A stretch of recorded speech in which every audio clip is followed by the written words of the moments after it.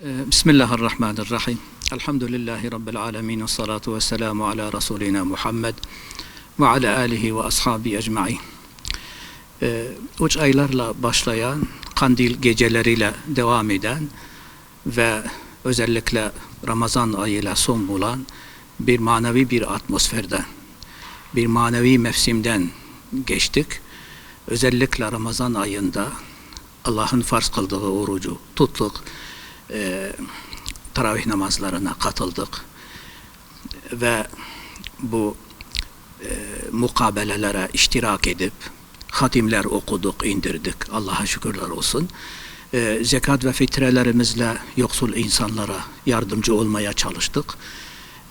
Önemli farz ibadetlere ilaveten nafile ibadetler işledik. Tabii şu anda bize düşen görev Ramazan'dan sonra da elde ettiğimiz bu güzel hasletleri, bu manevi atmosferi devam ettirmektir. Çünkü Allahu Teala bir ayette وَعْبُدْ رَبَّكَ حَتَّى يَأْتِيَكَ الْيَقِينَ, yani sana ölüm gelinceye kadar Rabbına ibadet etmeye devam et buyuruyor. Allah Resulü de bir hadisinde اَفْضَلُ الْاَعْمَالِ اَدْوَمُهَا وَاَنْقَلَّ, amellerin en faziletlisi az da olsa devamlı olanıdır buyuruyor. Dolayısıyla bize düşen görev bu ibadetleri devam ettirmektir. Çünkü sürekli mutluluk için sürekli ibadet gerek.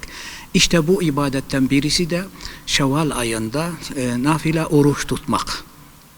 Bu da Peygamberimizin ümmetine, bizlere bir tavsiyesidir. Buyuruyor ki Resulullah sallallahu aleyhi ve sellem: "Men sama Ramazana thumma etba'ahu sitten min Şevval kana kemen sama'd dahra kullahu." Kim Ramazan ayını oruçla geçirip de Şevval ayından 6 gün ilave ederse bütün yılı oruçla geçirmiş sayılır.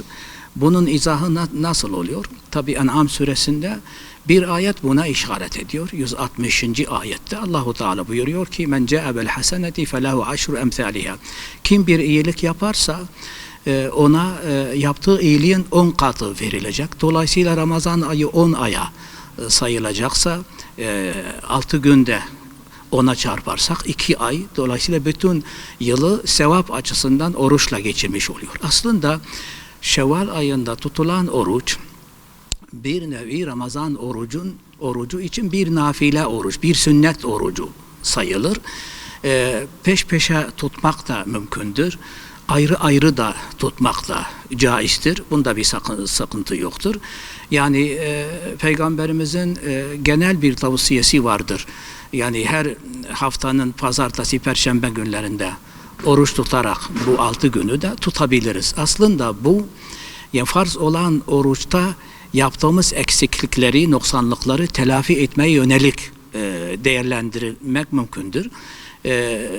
Tıpkı namazdaki sünnetler gibi. Hani namaza farz olan, namazlara bağlı olan sünnetler nasıl ki farzlarda bir eksiklik varsa, farz kıldığımız namazların kıraatında, huşuunda bir eksiklik varsa, o sünnetlerle nasıl tamamlanıyorsa, bu farz olan tuttuğumuz oruçta da eğer bir eksiklik söz konusu olursa, mesela fazla konuşmuşsak oruçluyken, boş konuşmuşsak, gıybet etmişsek, bütün bunlar tuttuğumuz orucun sevabını eksiltir. İşte bu nafile oruç, Şevval ayında tutulan oruç, o eksikliği gidermeye yönelik bunu değerlendirmek mümkündür. O açıdan Allah Resulü buna bir işaret de söylüyor. Yani fıtır sadakasıyla alakalı buyuruyor ki: "Farada Resulullah sadakatal fıtri tuhratal lisaimi minel lagvi ve rafeth ve tu'matul lil mesakin." Yani Allah fıtır sadakasını farz kılmış. Niçin? Yani oruçtaki o eksiklikleri, noksanlıkları telafi etmek için.